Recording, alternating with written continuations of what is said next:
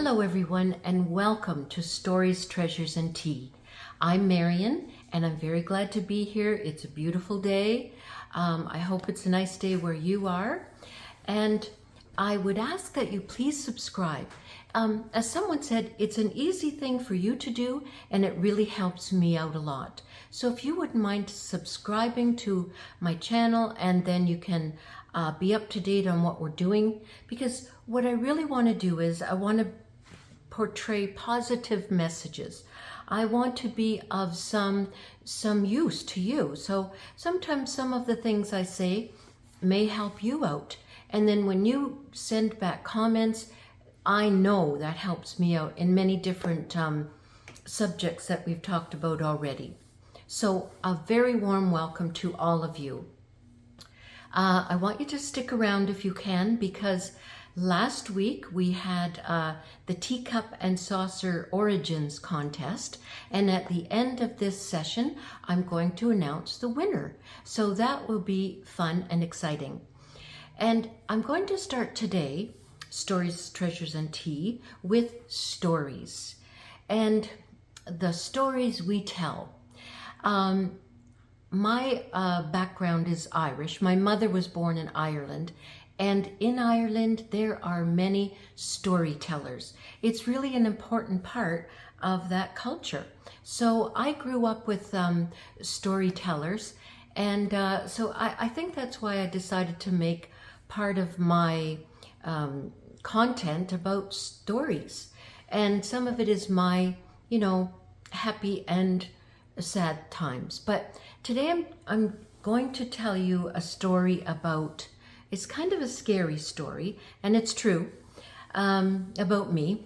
And a few years ago, when I was working, and I was separated at the time. I think it was had been for a couple of years I'd been separated.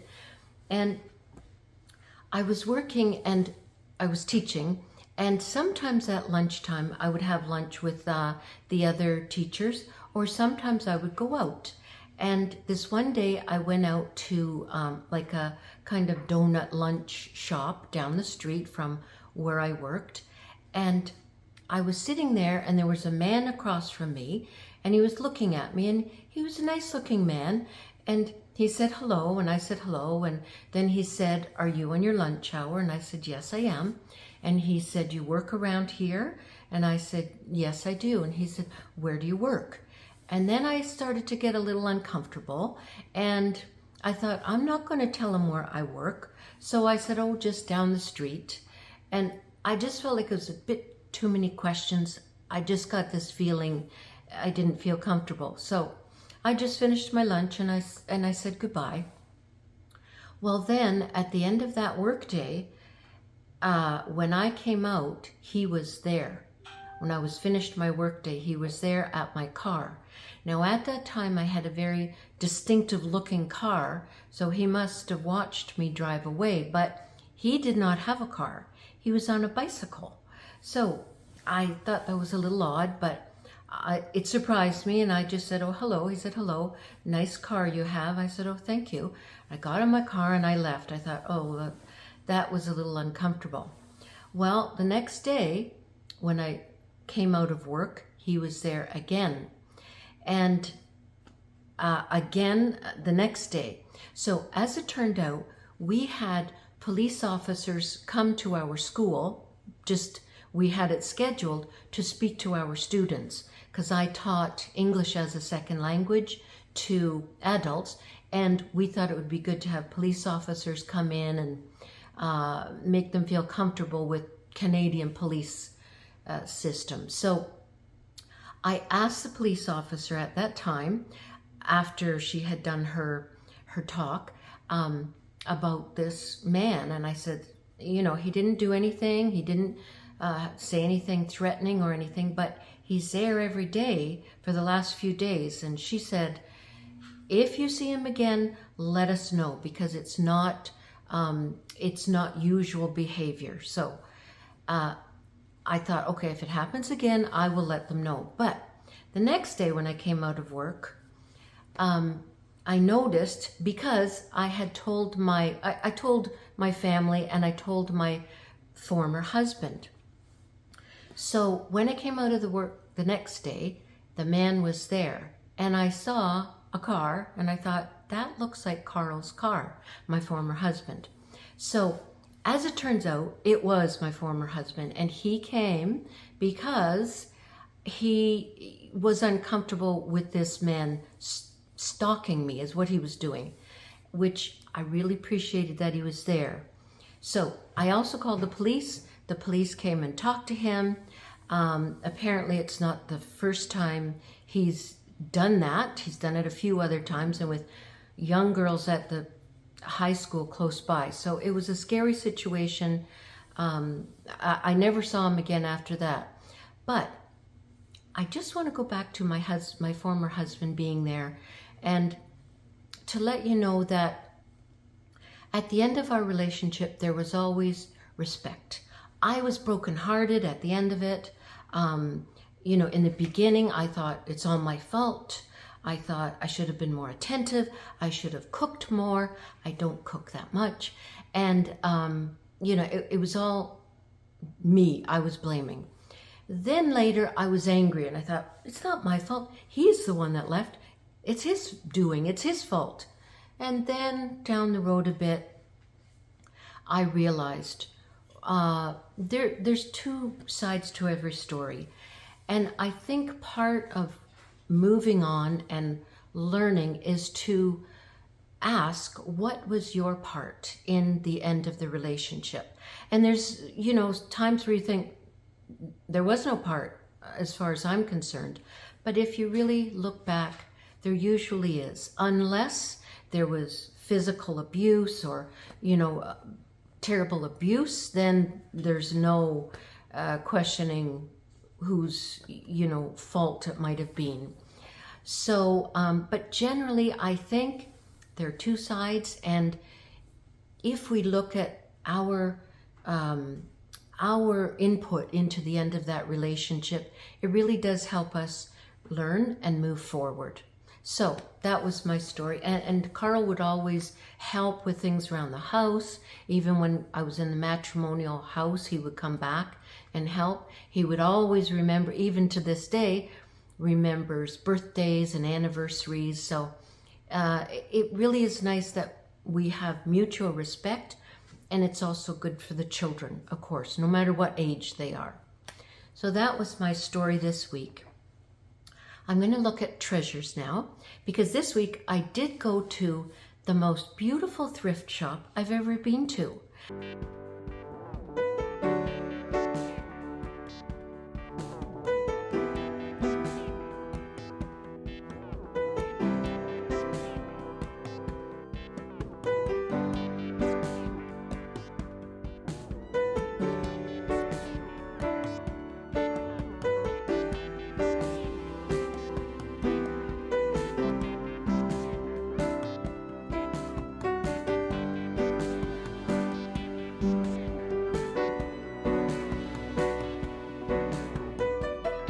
I went with my friend Laura because we are going to be buddies who love bargains. We're going to call ourselves.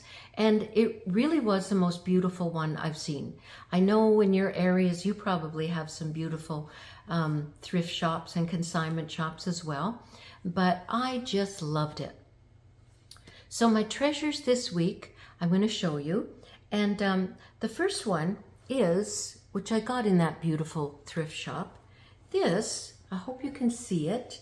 It is a little footstool. A footstool or ottoman. It has like a French kind of print on it. It's just a little footstool. I just love it. It's so pretty. So that was one of my treasures this week. And also, I don't usually get shoes.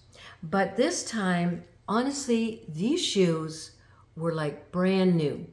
I'm going away in a few weeks, and I thought these would be perfect for going away. They just have a small heel, and they're called Comfort Plus, and they really are. They have that pretty little bling, little heel, very comfortable for going away. So I had to get them. I think they were $4. I could not resist them. So they were my treasures this week. I looked at different glassware.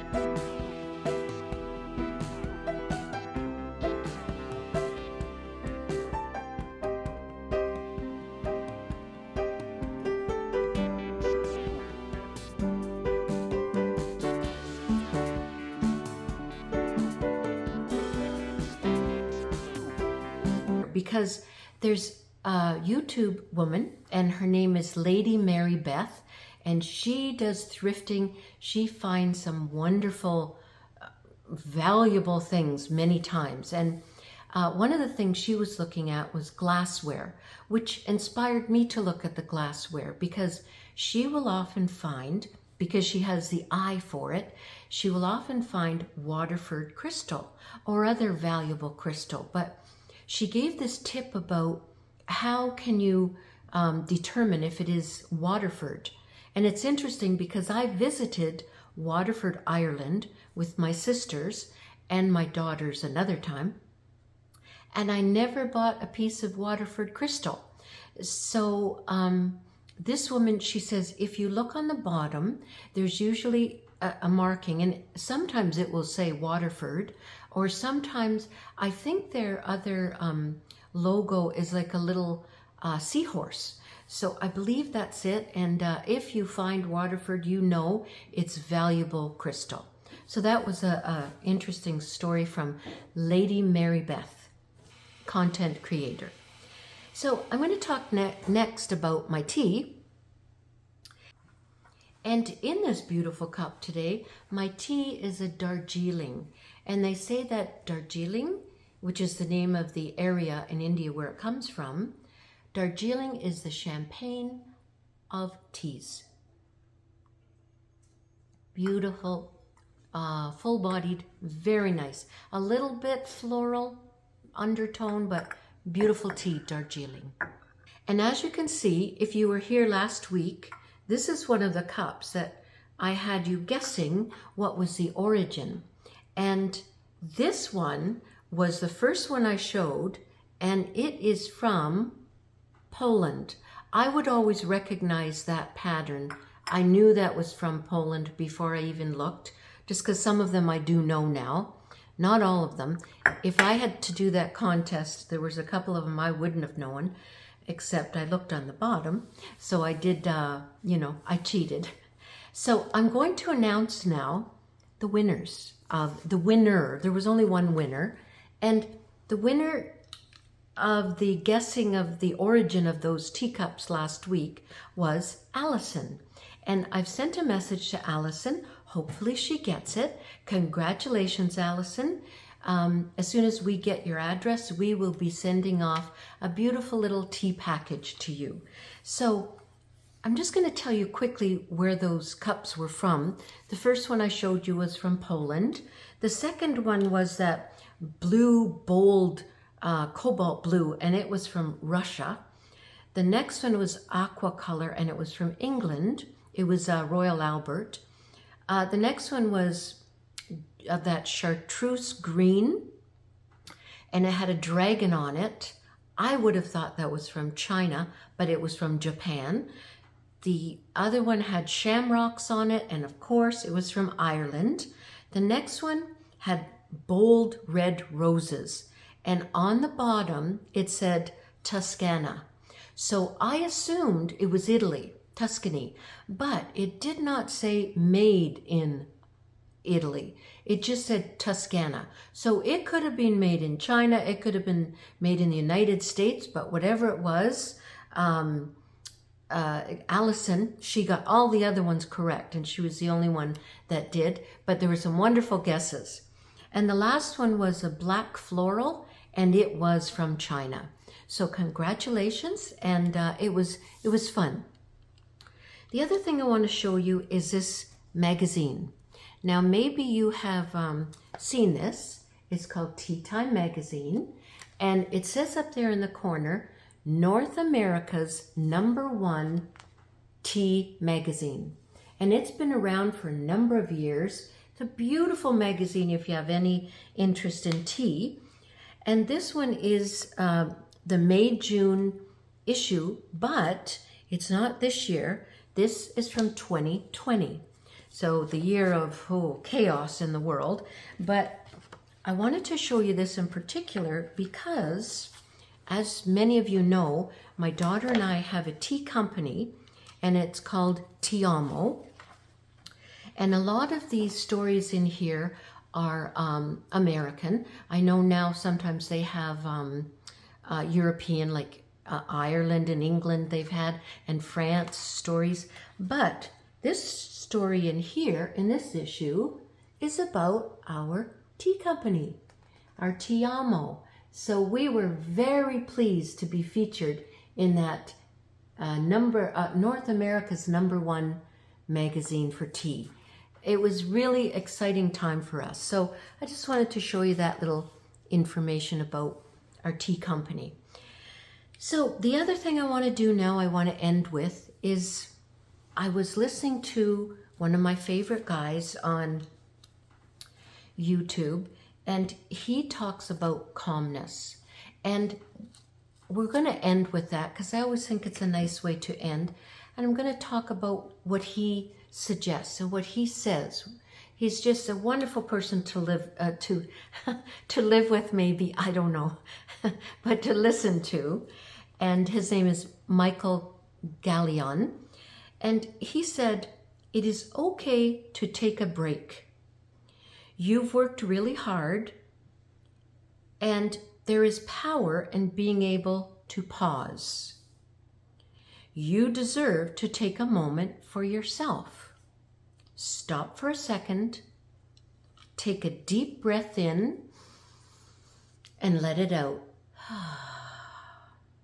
Let it all settle. And for the rest of the week, go and take care of yourself. See you next week. Bye-bye.